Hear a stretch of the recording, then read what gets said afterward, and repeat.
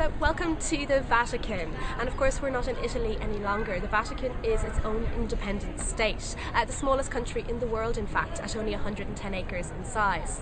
Now the Vatican wasn't always its own independent state. It wasn't made that way until 1929.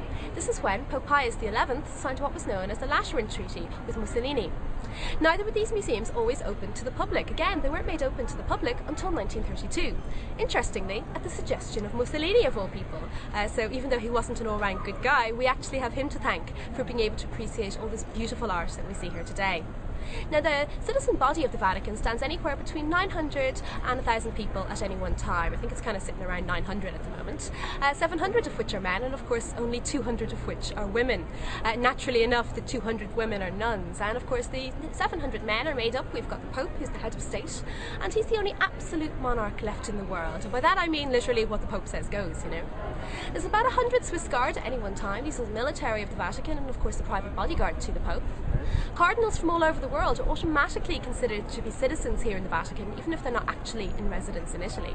And the rest of the citizen body is generally made up of men of Italian origin. These are the administrators, the civil servants of the state. You actually have to be a man of Italian origin to occupy one of these posts, even if the Pope doesn't have to be.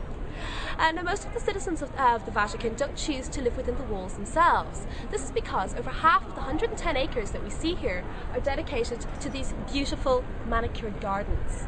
Now they've been preserved in style and form since the 16th century, but as you can imagine there ain't exactly a whole lot of residential accommodation here, so most of the citizens choose to live within the city of Rome.